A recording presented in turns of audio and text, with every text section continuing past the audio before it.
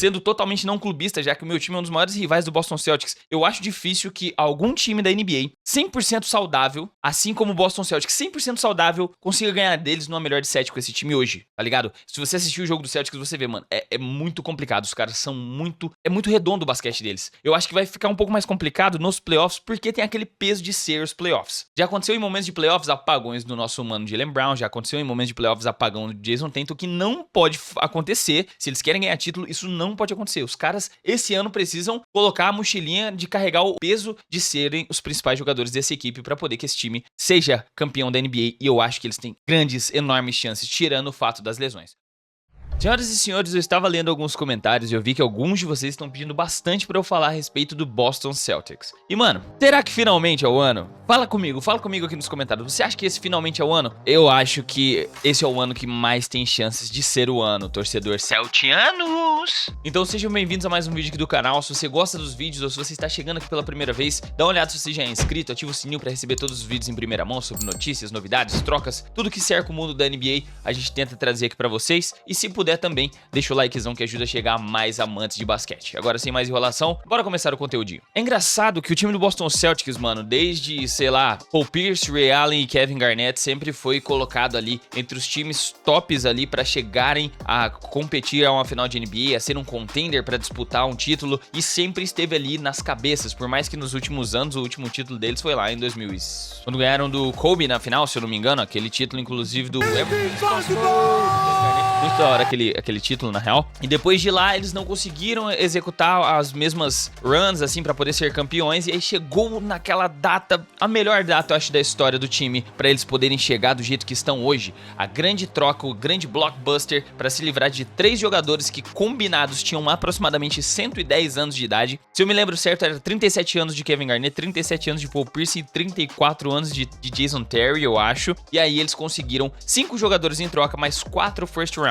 E aí que começou toda aquela rebuild, né? O Danny Ainge é um genial, o Trade Ainge, né? O apelido dele é Troca Ainge. Ele tem ali no currículo uma das melhores históricos de trocas da NBA. E aí conseguiram as 4 first rounds que virou Jason Tatum e Jaylen Brown. E a partir de então, o Celtics começou aquele processo de rebuild para cercar esses 2 jogadores. Há pouco tempo atrás, eu sei que vocês lembram aqui do canal, vários rumores de trocas foram envolvendo o nosso mano Jason Tatum e o nosso mano Jaylen Brown. Eu achando que realmente iam acabar separando a dupla pelo custo que eles teriam e como que o roster continuaria sendo montado, modificado a ponto deles conseguirem disputar título agora sem uma das estrelas, né? Era isso que todos estavam pensando, assim como eu. E foi aí que os caras chegaram e enfiaram o maior contrato da história, em números assim, da NBA na mão de Jaylen Brown. Ele ficou e a dupla se mantém intacta. E agora, o time simplesmente ele está invicto dentro de casa. O Boston Celtics está com 31 jogos ganhos e apenas 9 jogos perdidos, 77,5% de aproveitamento. É simplesmente um absurdo. O time não perdeu nenhuma partida em casa. Sendo sincero pra vocês, como que chegou a esse ponto? Eu acho que o ponto principal desse resultado positivo do Celtics foram os reforços defensivos. O time, quando tá muito bem ofensivamente, depende um pouco de Jason Tatum e Jaylen Brown. Obviamente, eles são os 2 estrelas desse time, então eles precisam estar bem pro time ter uma vantagem confortável. Quando o Jaylen Brown dá aquela forçada de arremesso, pô, nada a ver, querendo jogar sozinho, ou senão quando o Jason Tatum tá naquele dia que a bola não cai,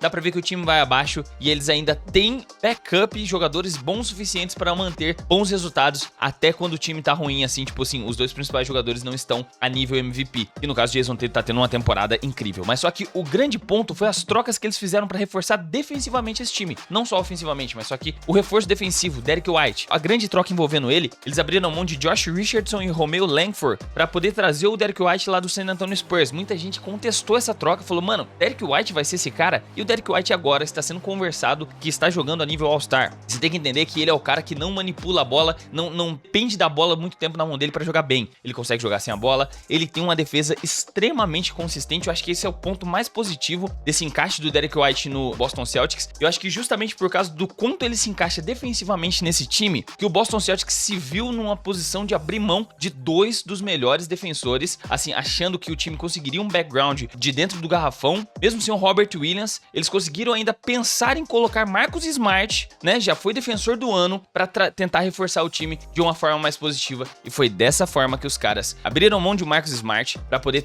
fazer uma troca tripla pra trazer o Kristaps Porzingis, o Tyus Jones foi parar no Wizards e o Marcus Smart no Grizzlies pra poder vir o Porzingis para o Celtics. E é incrível que o Porzingis parece que ele tava esquecido naquele Wizards. O cara chegou no Wizards, pô, praticamente foi o fim da carreira dele, né? Ele teve uma carreira incrível no Knicks, sempre com aquelas dúvidas de lesão. Teve uma carreira ali que foi complicada dele no Dallas Mavericks, ele teve que explorar muito pra jogar na 5. Ele foi utilizado de forma meio diferente em cada time. Uma hora ele era um spot-up, um cara que ficava aberto pra arremessar dos 3, outra hora ele explorava um pouco mais dentro do garrafão, mas tinha aquela dúvida com questão à saúde dele, se ele ia lesionar ou não. E é justamente por isso que eu achei complicada a troca do Marcus Smart. Logo em seguida eles abriram mão do Robert Williams, mas aí trouxeram alguns outros pivôs jovens, mas a gente já entra nesse assunto. Pois bem, chegando com o Kristaps Porzingis, ele tá num dos melhores momentos da carreira dele. Eu parei pra assistir um jogo do Celtics, o cara tá confiante pra arremessar praticamente da logo, ele tá com um aproveitamento muito bom. Neste exato momento ele tá com 19,1 pontos, 6,8 rebotes com 1,8 assistências, 52% de arremesso de quadra, 32 de 3 pontos e 83 de lances livres.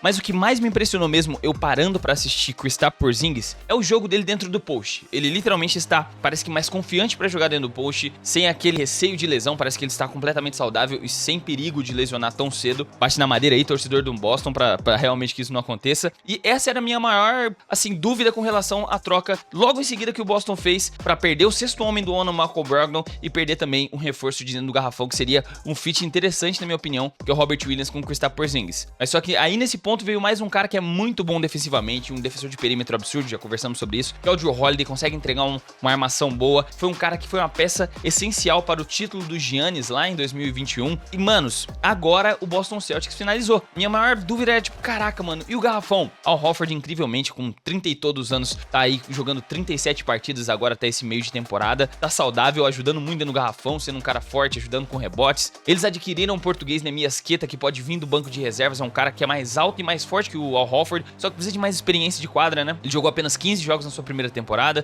passada jogou só 5 jogos, passou muito tempo na D-League, e agora, primeiro português na NBA, jogou já 14 jogos com o Boston Celtics, é uma aquisição muito interessante, é um cara muito forte, que pode ajudar muito o Boston Celtics no futuro próximo. O Pritchard vindo do banco, cara, os caras realmente puderam abrir mão de um jogador valioso como Malcolm Brogdon, porque o Peyton Pritchard vem do banco sendo um bom nome aí pro Boston Celtics, eu até me impressionei. Ele ainda não tem muita minutagem, mas como sexto homem, ele vem ali pra 21 minutos de quadra, entrega 7,9 pontos com aproximadamente 37% de aproveitamento para 3. Então, cara, é incrível como o Boston Celtics ele conseguiu trazer para esse elenco não aquilo que a torcida queria ou aquilo que os analistas achavam, mas sim o que eles precisavam. Eles precisavam de um ala pivô muito alto, inclusive, que consegue ajudar também nas trocas defensivas, ser muito impactante defensivamente, mas entrega uma bola de 3, traz mais altura para esse elenco, trouxeram com o Kristaps Porzingis. Precisavam de mais defesa, precisavam de mais armação, tá ligado? Já que o nosso mano Marcus Smart, eu já comentei que ele é melhor jogando de shooting guard do que de armador, então realmente a troca pra trazer o Jrue Holiday foi absurda, a troca pelo Derrick White foi mais absurda ainda. Então, manos, eles fizeram aquilo que era preciso pra poder completar esse elenco. E hoje, assim, eu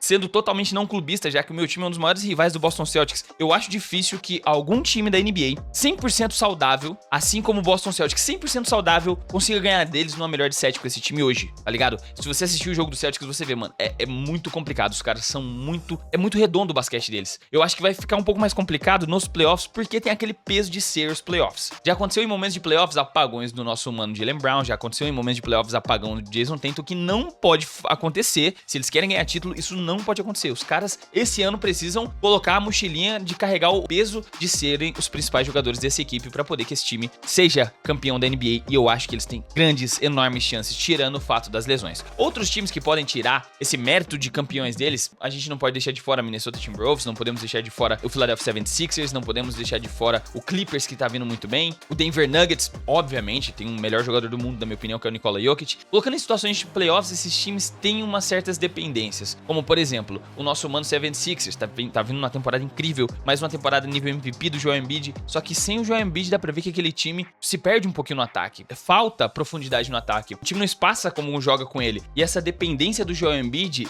pensando assim, como ele vai chegar nos playoffs, se ele vai conseguir chegar saudável ou não, é muito preocupante pro 76ers, que depende muito desse jogador. No caso do Denver Nuggets, eles não precisam literalmente depender muito do nosso mano Jokic, que dá pra ver que nessas últimas partidas, mesmo o Jokic vindo abaixo do que todo mundo esperava. Nossa, o Jokic caiu de produtividade, caiu 6 pontos, caiu 1.5 rebotes aí por jogo. O time continua ganhando pra caramba, porque o time é muito talentoso do Denver. Por experiência de título já e pelo tempo que esse elenco tá junto, é o que mais oferece risco ao Boston Celtics. E todos os times que eu citei agora, ao invés de a gente destrinchar e falar sobre fraquezas de um por um, na minha opinião, resumindo, eu ainda acho que o Boston Celtics, com um elenco totalmente saudável, focado, é o melhor time da NBA atualmente. Não tem muito o que falar, mano. E os números não tem como mentir, né? As estatísticas provam isso. Então eu quero saber aqui a sua opinião nos comentários. Você, torcedor do Boston Celtics, o que você acha dessa temporada? Esse ano o título sai? Deixa aqui embaixo, por favor. Agora, se você quiser apoiar o canal, temos aqui embaixo também o botão de Seja Membro. Você pode ter acesso a uma série de benefícios por um valor fixozinho no mês que, se couber no seu bolso, vai ajudar bastante aqui o canal a se manter trazendo conteúdos praticamente que diários. Então eu vou ficando por aqui. Não esquece de se inscrever e deixar o like. E a gente se vê no próximo vídeo. Até a próxima. Falou!